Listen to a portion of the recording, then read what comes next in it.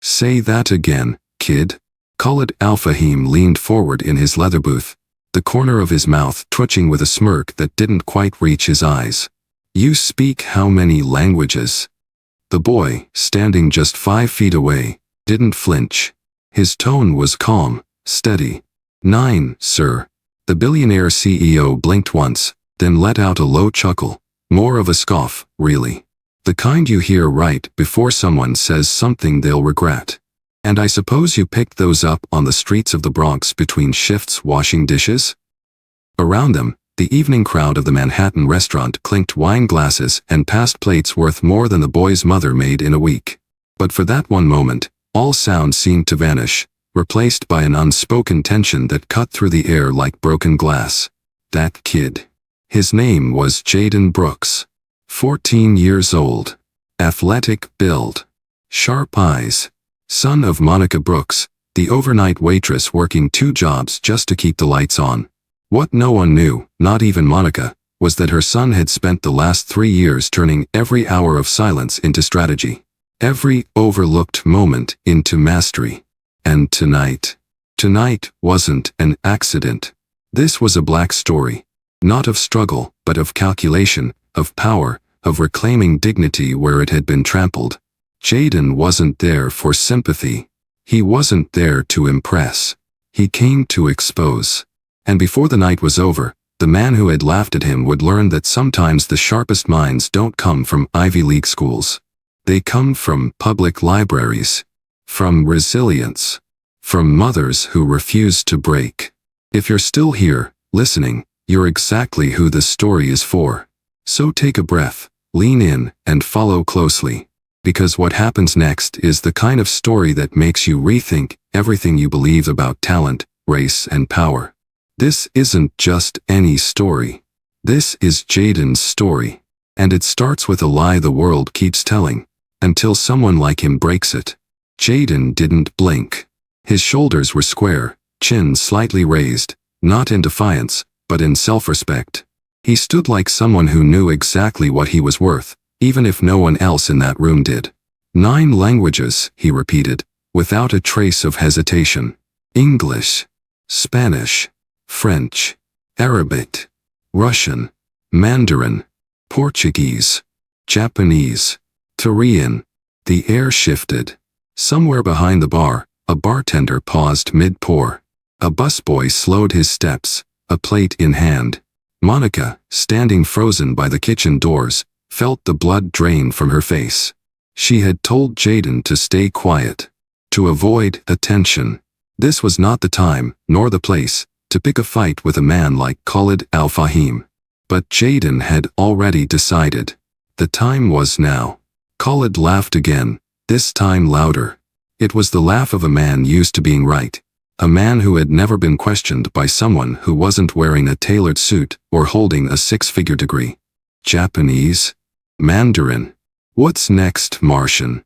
He smirked. Let me guess, you picked that up between episodes of anime and kung fu reruns? The room tilted slightly. You could feel it in the posture of the people around, the shift from amusement to discomfort. But Jaden? He stayed rooted. Would you like a demonstration? He asked plainly. Khalid leaned back in the booth, now more curious than annoyed. All right, let's see the show. Jaden turned his eyes to the bar and spoke softly in Japanese. Excuse me. May I have a glass of water, please? The bartender, Hiroshi, a middle-aged man from Kyoto who rarely spoke unless prompted, froze. Then his eyes lit up in recognition. He responded in Japanese with a smile and reached for a glass. Perfect pitch. You sound like you're from Osaka. The words were a gut punch. Khalid's smirk faltered for the first time. Jaden turned back to him. That's one. Khalid's expression hardened. Parlor tricks, he muttered. A phrase or two doesn't make you fluent. Jaden didn't respond. He just stood there, waiting, letting Khalid stew in the discomfort of being wrong. And that silence. It wasn't empty. It was filled with years of being underestimated. It was the beginning of a storm Khaled never saw coming. And it was far from over. Monica Brooks hadn't planned for her life to unfold like this. She once sat in the back row of her college linguistics class, notebook in hand, dreams sharper than her accent. She wanted to teach languages, literature, maybe even travel the world one day. But one positive pregnancy test at 19 changed the entire trajectory. Her parents were supportive in the way some families are, love in silence, judgment in glances. They helped where they could, but the reality was hard. Monica dropped out by the end of her second semester and picked up her first waitress job 6 weeks later. The dream of teaching folded like a page in a book she never finished. Jaden came into the world 2 months premature, barely 4 pounds. She remembered holding him for the first time under fluorescent hospital lights, wrapped in what looked more like paper than a blanket. His eyes had been wide open, focused, alert. The nurse had said, "That baby's watching everything." And he was. Even as a toddler, Jaden was different. He listened more than he spoke, mimicked accents on cartoons with eerie accuracy, and memorized entire dialogues from foreign films Monica borrowed from the library. At age 7, he was asking for language apps instead of video games. She thought it was a phase. But it wasn't. They lived in a small studio apartment in the Bronx. The walls were thin. The heat only half worked. Monica worked nights at the diner and weekends at the hotel downtown. Jaden spent most of his afternoons at the public library a few blocks away, devouring whatever the language learning aisle had to offer. What Monica didn't know was that her son was quietly building a fortress of knowledge, of confidence, of strategy. He didn't ask for help because he knew she had none left to give. She had given everything already. Her sleep, her youth, her health. And somehow, that had been enough. Jaden never blamed her for not having money. He never asked why he couldn't have new clothes or private tutors. Instead, he just watched her. He saw the way she stood for 12 hours straight, smiling for tips that barely covered rent. He saw her hands blister, her back bend, but her dignity never break. And every time someone called her just a waitress, he added another reason to his list. A list of things he'd one day prove, starting tonight. Khaled's fingers tapped the edge of the marble table. He wasn't laughing anymore. The tone in the room had shifted from amusement to something heavier. Tension now sat between every breath, thick like the humidity before a storm. Jaden hadn't raised his voice. He hadn't moved aggressively. But somehow, he had taken control of the space with nothing more than clarity. "Russian," Khaled said suddenly, as if testing a machine. "You claim you speak Russian." Jaden nodded. "Fine. I want you to speak to Mr. Volkov at table 6, Khaled said, pointing toward an older man sipping black coffee in the corner. "He's from Moscow. Let's see what your public library taught you." Jaden turned, walked to the table, and introduced himself in Russian, confident, fluid, and precise. He asked about Mr. Volkov's day, complimented his accent, and even asked if he preferred Dostoevsky or Tolstoy. Volkov's eyes widened with every sentence. He responded, laughed, and gestured toward Khaled. "He is good," he said, still in Russian. "Very good. He speaks like he's lived in St. Petersburg." Jaden smiled, thanked the man, and returned to the center of the room. All eyes were on him now. Some with disbelief. Others with something more like awe. Monica stood motionless by the kitchen door, her eyes welling up. She had scrubbed that very floor last night, still sore from double shifts.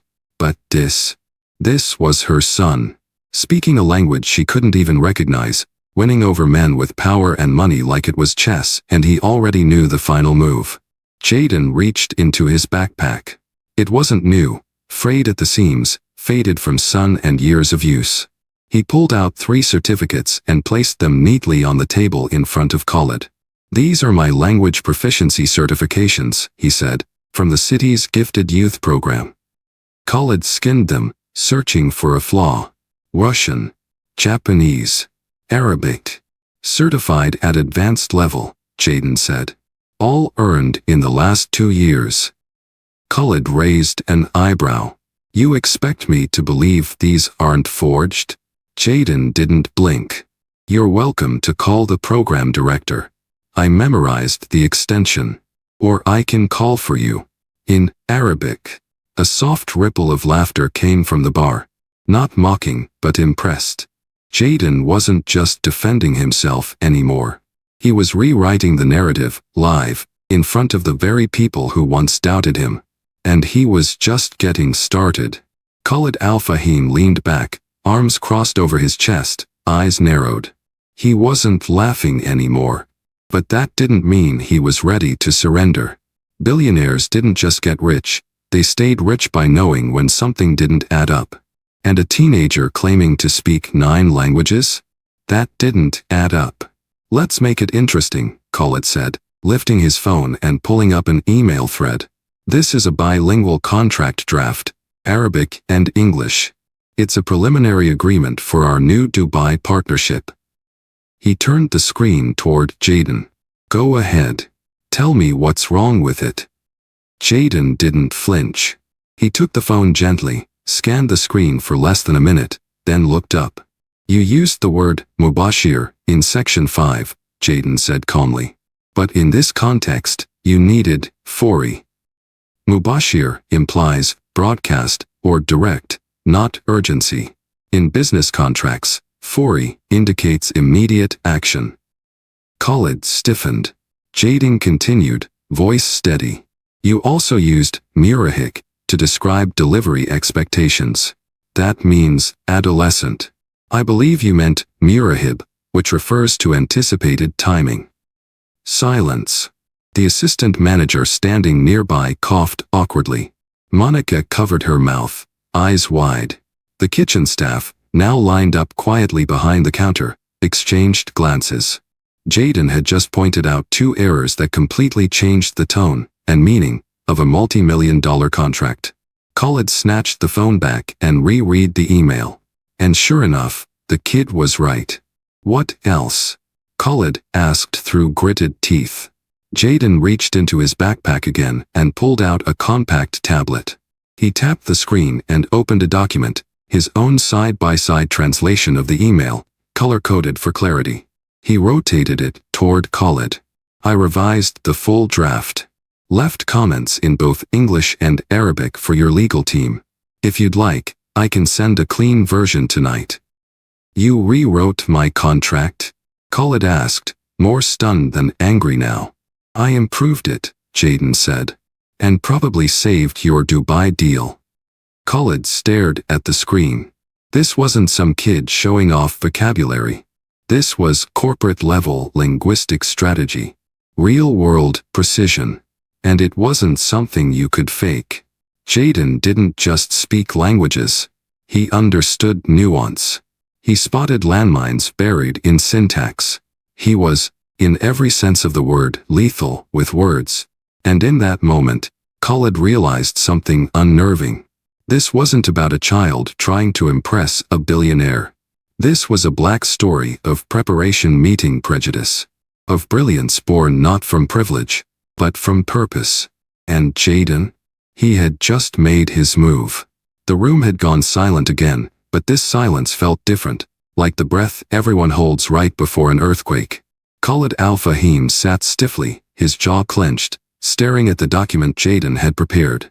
His fingers hovered over the screen like he wanted to delete everything, like he wanted to erase this moment.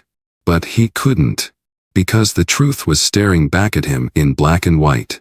Then Jaden did something no one expected. He reached into his backpack once more.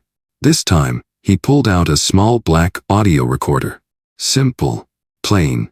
Nothing fancy. But the moment he placed it on the table, Khalid's eyes narrowed with suspicion. What is that? He asked, voice sharper than before. Jaden pressed play. At first, the recording was muffled. Background noise. Dishes clinking. Elevator music. Then a voice, clear, unmistakable. Khalid's voice. They're all the same, it said. These black Americans. Lazy. Unqualified. Always playing the victim card. Someone gasped. It wasn't Monica. It wasn't the staff. It was one of the guests, an older woman at a nearby table who had overheard the phrase. Jaden let the recording play for another few seconds. That's why we keep them in server roles, Khalid's voice continued. Diversity looks good on paper, but we don't need them in management. Khalid lunged forward and hit stop. His face had lost its color. Monica took a step back, her hand trembling. Where did you get that? Khalid demanded. In the elevator, Jaden replied calmly. Last week. You were speaking to your regional manager. I was standing behind the cart. You never saw me. You can't use that. That's illegal. New York is a one-party consent state, Jaden said, his tone quiet but unwavering.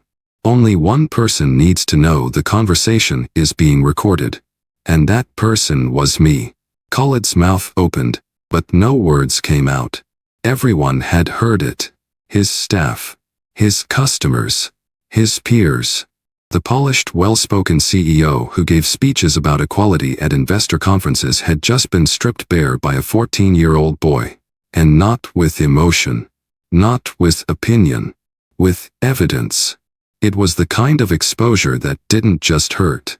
It burned. It stuck. It spread. And Jaden? He didn't flinch. Didn't gloat. He stood calmly in the fire he had lit. Because the point wasn't revenge. It was truth. And now, there was no hiding from it. Khalid Al-Fahim was a man who'd built an empire from silence, knowing when to speak, when to smile, and more importantly, when to make others disappear. But in this moment, silence was his enemy. He stared at the boy across the table, eyes wide, breath shallow. Around them, the restaurant had slipped into a strange quiet, like the collective breath of a room too stunned to move. You don't know what you've just done, Khalid finally said, voice low, as if he still had control. But Jaden didn't flinch. No, sir, he said. I know exactly what I've done. Monica looked at her son with a mixture of fear and disbelief. She knew what Khalid was capable of. His money, his reach, his lawyers, his silence. She leaned in. Baby, maybe we should go. But Jaden gently shook his head. We're not running, he said, loud enough for everyone to hear. Khalid straightened. You want to threaten me? A child with a toy recorder. This isn't a threat, Jaden said calmly. It's leverage. And a chance for you to make a different choice than the one you made in that elevator. Khalid's eyes narrowed. You don't understand how the world works. No, Jaden replied.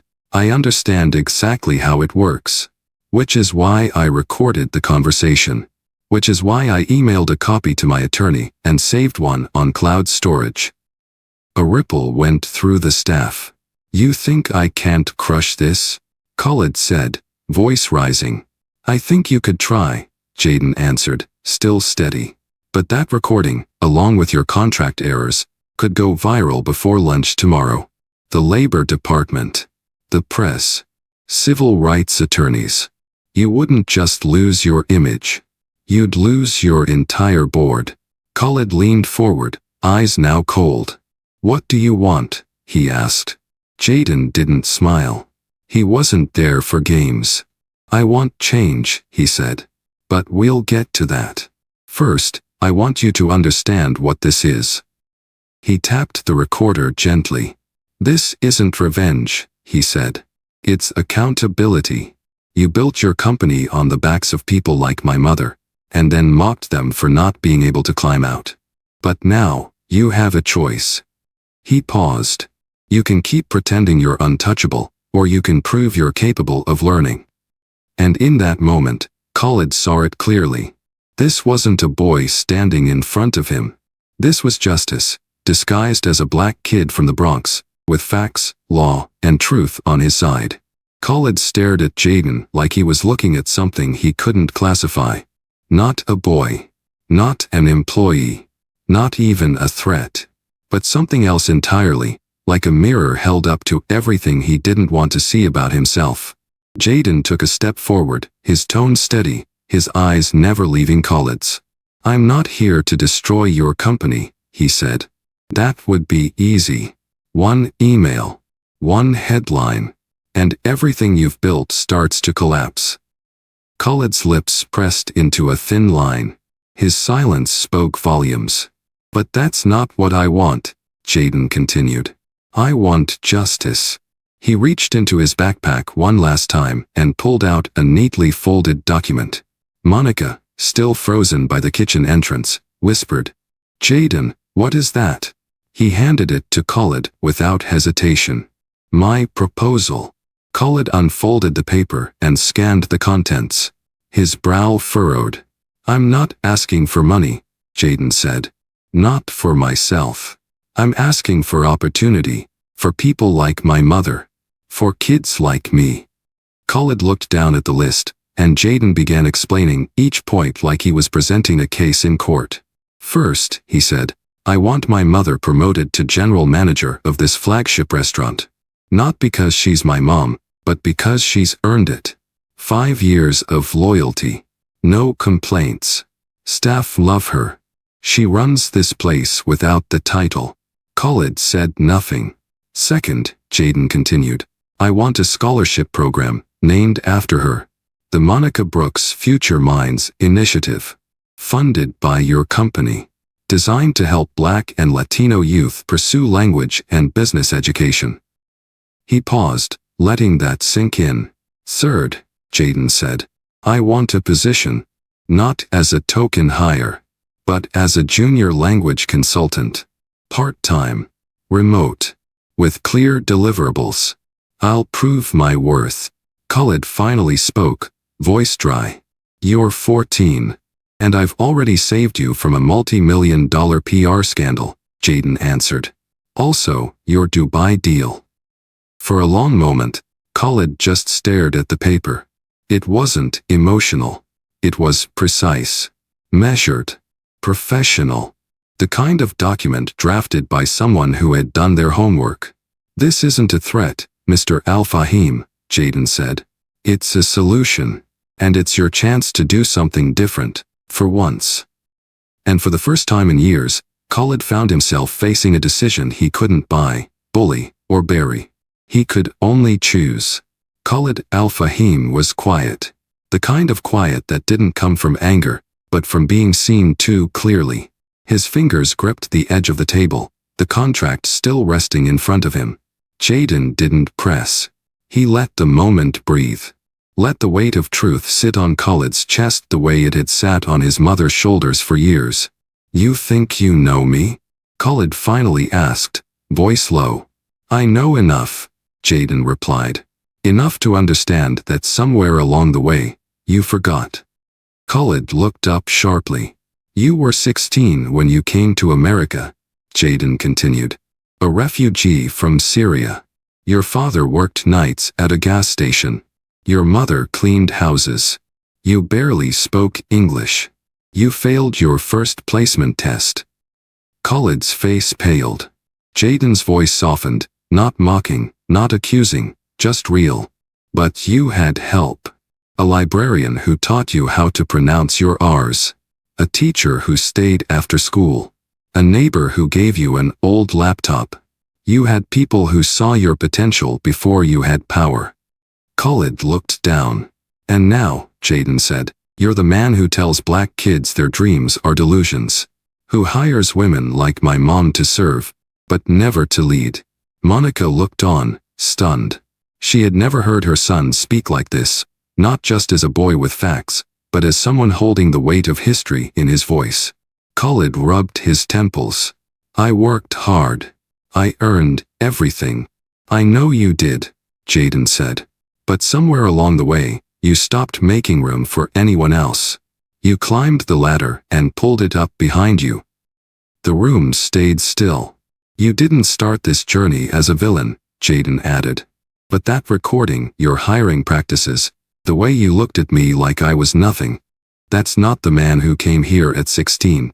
And in that moment, Khaled didn't feel like a billionaire. He felt like that boy again. Lost, foreign, afraid of being overlooked. Jaden stepped back. You can keep being the man they fear, or you can become the one you needed back then. And with that, Khalid wasn't just holding a contract anymore. He was holding a second chance. The pen hovered over the signature line longer than anyone expected. Khalid Al-Fahim, the billionaire CEO who once laughed at the son of a waitress, now sat in his own restaurant, surrounded not by advisors, not by lawyers, but by the truth. And the truth had a face. A young, determined black face named Jaden Brooks. He finally signed the contract. It was not the signature of a man cornered. It was the signature of someone who had been forced to look in the mirror and didn't like what he saw. He stood up slowly and turned toward Monica. For the first time since she started working in that restaurant, he actually looked at her. Not as the night shift waitress, not as the single mom, but as a human being who had given everything to raise a genius. "You deserve more," he said quietly. Monica nodded, holding back tears. It wasn't just the promotion. It was the recognition. The moment someone finally said out loud what she always knew. She was more than the apron, more than the tray, more than the silence she'd endured for years. Jaden stepped forward, his eyes steady. "You won't regret this," he said.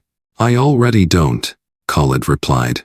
2 weeks later, Monica walked into the same restaurant wearing a navy blue blazer with her name on a gold pin, General Manager. Her shoes were polished. Her stride, confident.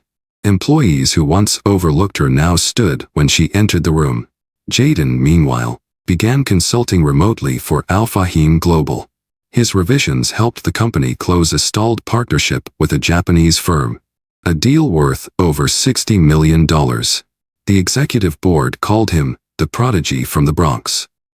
But Jaden never let the praise get to his head. Because this wasn't about titles. It wasn't about status. It was about rewriting the rules. 6 months later, the Monica Brooks Future Minds Initiative opened its first cohort. 20 students from underserved neighborhoods given full scholarships to study language, business, and global communication. Monica gave the keynote speech. Jaden introduced her. And in the crowd sat Khalid, no longer as a man guarding his empire, but as someone learning how to share it. Because redemption isn't found in public apologies. It's found in what you build after the apology ends. And for the first time in a long time, everyone in that room believed. This was only the beginning. The skyline of Manhattan hadn't changed, but inside Khalid Al-Fahim's world, everything had. The corner office that once echoed with laughter at others' expense now felt different. Not quieter. Just grounded. On the wall where Khalid used to hang press clippings and investor awards, a new display had taken center stage. 50 framed certificates. Each one carried the name of a young scholar accepted into the Monica Brooks Future Minds Initiative. Each represented a life that had been changed, not by charity, but by opportunity. And every week, Khalid stood in front of that wall to remind himself why he'd signed that contract. Across the city, Monica walked through the glass doors of the flagship restaurant. No longer in a uniform, no longer invisible. Her navy blue blazer fit perfectly. Her posture? Unshakable. Every staff member greeted her by name. Not out of obligation, but out of earned respect. She no longer looked like the woman who had once worked 2 jobs just to keep the rent paid. She looked like someone who knew exactly who she was. And Jaden? Jaden was in a meeting with Al-Fahim Global's Tokyo division, translating live between Japanese executives and Khalid's legal team. At 15, he was negotiating clarity clauses and catching idiomatic inconsistencies in real time. He didn't speak over anyone. He spoke between them. Seamlessly. Respectfully. Brilliantly. Since being hired, Jaden's work had contributed to more than $200 million in new business. But he never mentioned numbers. He let results speak for him. During lunch breaks, he logged into virtual tutoring sessions with students in the Future Minds program, mentoring kids just like him, from neighborhoods just like his. One afternoon, while reviewing a multilingual press release, Khalid paused and looked over at Jaden. "You ever think about what you've done?" he asked. Jaden looked up. "Which part?" "All of it," Khalid said. gesturing around the office. Dis. Dem. Us. Jaden smiled. I think about what we're still doing. Khalid nodded. That's a better answer. And for once, it didn't feel like a billionaire talking to a boy. It felt like two men, different in age, race, and upbringing, but walking the same path now. Not because one had power over the other, but because both understood that a better world doesn't just appear. It has to be built, intentionally, piece by piece. And 6 months later, that world was starting to take shape. Jaden once said something that stayed with everyone who heard it. The impossible is just the possible that hasn't happened yet. It wasn't just a clever line. It was a philosophy. One that had guided him from a worn-down corner in a Bronx library to the boardroom of a global empire. But beneath the brilliance, beneath the headlines and applause, lay a simple truth, one that applied far beyond business or language. Proof changes everything. Not loud arguments. Not emotion alone. Not begging to be seen. Truths. When the world doubts your value, show them. Not with words, but with preparation. Not with rage, but with results. Because proof makes people listen, especially the ones who never intended to. Jaden didn't win because he yelled the loudest. He didn't fight fire with fire. He studied. He practiced. He stayed ready for the moment no one thought he deserved. And when that moment came, he didn't just defend his worth. He redefined it. For his mother. For his community.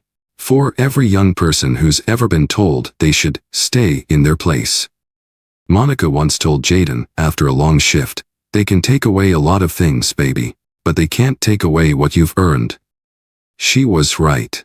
And now, her name was etched into scholarship plaques. Her legacy woven into the futures of kids she'd never met, but who would grow up knowing that their worth didn't start at zero. So if you're listening to this story and wondering where you stand, if you've ever felt invisible, underestimated, or passed over, remember this. You don't have to shout to be heard. You don't need permission to prove them wrong. You just need the courage to prepare. And the patience to outlast the noise. Because the world will always have opinions. But evidence. Evidence shuts the room down. And sometimes, the most powerful story you'll ever tell is the one you show. If this story moved you, even just a little, pass it on. Someone else might be waiting for proof that they're not alone. And if you believe in stories like this, real ones, about power, purpose, and people who rise, subscribe to this channel. There's more to come. Because this was just one chapter. And the best ones haven't been written yet.